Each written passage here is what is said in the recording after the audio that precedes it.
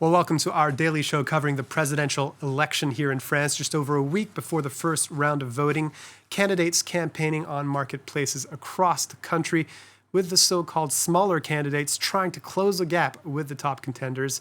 Here's the recap of the day with Shirley Sidbon.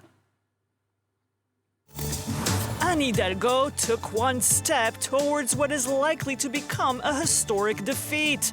She tried to win back former socialist voters by commemorating past battles. For Hidalgo, people should be grateful and proud.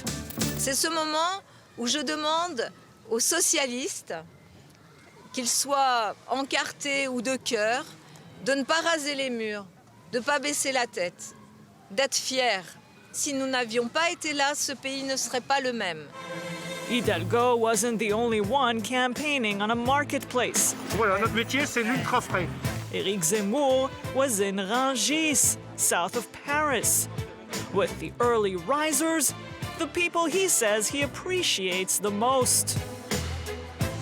Marine Le Pen, who's cutting down her gap in polls with Emmanuel Macron, sniped at the president for criticizing a man who killed a burglar in his home. L'annonce qu'il est opposé à la légitime défense, qui est un concept dans notre droit pénal depuis toujours et qui est parfaitement légal, tout ceci démontre une grande fébrilité du candidat. Fabien Roussel is still far down in the polls, but no communist candidate has ever been this popular in decades. So for him, there can be miracles when you believe. Quand le Parti communiste faisait 15%, oui, le monde du travail était plus fort et on avait des conquêtes sociales. Donc vous pensez qu'un candidat communiste peut être élu président de la République au XXIe siècle? Mais je pense que la gauche peut gagner. A more realistic outcome is seeing Jean-Luc Mélenchon come on top. The far-left candidate says his rivals are all part of the old world. D'abord, M. Macron, parce qu'il incarne d'une manière assez directe, il ne s'en cache pas, un ordre du monde qui, je crois, est à bout de souffle. Deuxième adversaire. Après, il y a les deux autres, là, Mme Le Pen et M. Zemmour, parce que là aussi, c'est le vieux monde qui évite les grandes questions qui sont posées à l'humanité. Valérie Pécresse tried to re-emerge by visiting a Marseille neighborhood known for its drug dealings and insecurity. Ils nous ont dit que ce qu'ils voulaient, c'était harceler les dealers, mais qu'ils avaient deux problèmes. Pas assez d'outils de vidéoprotection et pas assez de sanctions avec des juges qui leur disaient qu'ils ne pouvaient pas incarcérer. We will never know if Pécresse got close to the mark, but she's very far from hitting her target in this campaign. The big news of the day was the debate announced by Philippe Turle between him and President Macron, who has so far refused to debate with anyone. The breaking news ended up being a big fake. That is all from us on this April Fool's Day. Well, let's now take a look at candidates' standings in the polls with this survey by eLab from this Friday. In the first round, Emmanuel Macron still the front runner with 28% of voting intentions, but the election won't be a cakewalk for the incumbent. Marine Le Pen has gained a few points this week, now at 21%. Left-wing firebrand Jean-Luc Mélenchon is still in third place, confirming his late surge at 15.5%. Éric Zemmour, from the far right, has passed Valérie Pécresse in fourth place with 10.5% of the vote, of intentions of voting at least. The conservative candidate Pécresse from Les Républicains continues her drop in the polls. I'm joined in the studio by Philip Turle, France 24's international affairs editor and campaign commentator today. So over the past few days, we've seen an increase in support for Marine Le Pen, while the incumbent president, Emmanuel Macron, has seen his opinion poll ratings slip a little bit. Both candidates are expected to make it to the second round on April 24th, but the gap separating them appears to be gradually closing. Why is this? Well, if you look at the opinion polls over the last few months, you can see that whereas if you look at Marine Le Pen, for example, she started out quite high and then she slipped in the opinion polls. We've got some here. Back in October, she was on 19%, then by January she slipped to 16.5%. She's now gone back up again to 21%, whereas Emmanuel Macron, it was the other way round. He started very high, but then went even higher. It was on 25% in October, then right up to 31% earlier in March, and then slipping to 28% by the end of March. Now, the reason for this is that as far as Marine Le Pen is concerned, she was affected by the candidacy of Eric Zemmour. Eric Zemmour, this television pundit who has come out on the far right and taken away some of her support, taken away some of even her lieutenants from within the National Rally to try to build a party to beat her, saying that she'd already run twice in presidential elections and now that he was the person who was going to reunite the far right and create a much bigger party.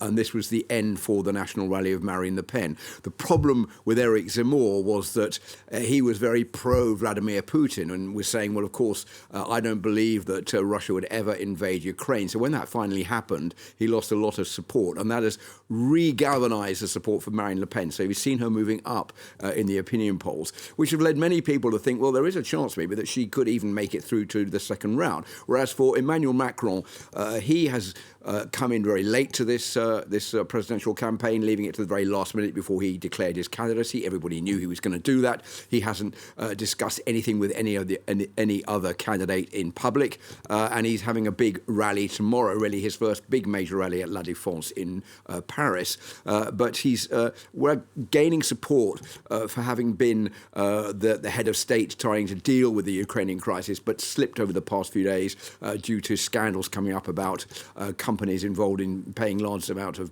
taxpayers' money to hire them to give advice to the government, which many people see as money out of the window. And he's also perceived as being the president of the rich, which is also not doing him any favours. But Emmanuel Macron, come the second round, is still the favourite to win, isn't he? Yeah, he is still the favourite to win. And if you look at the second round opinion polls, you can see that there is still quite a gap between Marine Le Pen and Emmanuel Macron. This gap is also closing in, and I think there is a sentiment of jitters within Emmanuel Macron's camp that maybe Marine Le Pen does have a chance of winning the second round of the election, principally because she has a large reserve of possible votes. She could get the supporters of Eric Zemmour, if he doesn't get through to the second round, to support her. That's about 10%. She could also get the support of Valérie Pécresse's supporters too. That's another 10%, which could also jump ship and support Marine Le Pen in the second round. She may even win the support of some of the voters of Jean-Luc Mélenchon on the far left who might decide they want to vote for Marine Le Pen because they don't want Emmanuel Macron to have a second round, whereas Emmanuel Macron has a much smaller reserve of votes on his side. So I think there is a little bit of worry somewhere along the line that maybe, as far as Emmanuel Macron is concerned, there's been sort of a campaign of, well, we're going to win. We don't really have to make an effort because he's so high in the opinion polls. He's been over 30% at times. We don't really have to make an effort because it's sort of a done conclusion that Emmanuel Macron is going to make it through to the second round. And that appears a little bit less sure now, as we've seen Marine Le Pen increasing her support base. She's managed to weather the arrival of Eric Zemmour and ride out that storm and increased her support base over the last few months. And I think that is a bit of a worry for Emmanuel Macron right now. Philip Turle there with his latest analysis on the election here in France. The election can look actually a bit peculiar in a number of different aspects, especially from people who are not from here. Well, one of them is the fact that the ballot list is traditionally stocked with revolutionaries. Today, France 24 takes a look at the two Trotskyist candidates running for presidents, Nathalie Arthaud and Philippe Poutou. On s'est battu pour ça. A quiet space for radical ideas. Le pli n'est pas sans fond. Du coup, les contradictions profondes du système capitaliste ont ressurgi. The two-time presidential candidate has an aura of success. Every time he got close to the 5% mark in the polls.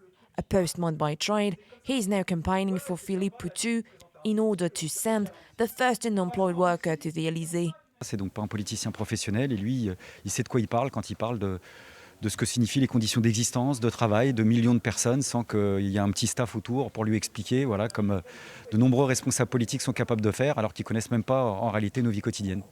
Olivier Besancenot is a Trotskyist. Leon Trotsky advocated that workers' power could be achieved through permanent revolution. Celui qui croit à la parole dans la politique n'est qu'un idiot sans espoir. In France, every presidential election counted one or two Trotskyist candidates, including Alain Krivine, a well-known figure of May '68.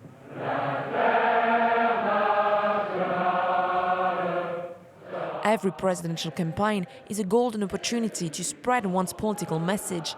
For Trotskyists, it's not about winning, it's about fighting the system from the inside. Même si on sait qu'on ne va pas gagner, on est là pour faire peser notre combat et montrer qu'on pourra y arriver un jour par les luttes et par la force, changer ce monde de destruction et de chacun pour soi, quoi. La politique doit être reprise par les travailleurs. C'est eux qui ont dans les mains les outils vraiment pour renverser le capitalisme parce qu'ils savent c'est quoi la vraie vie et ils peuvent s'en emparer et prendre les bonnes décisions politiques.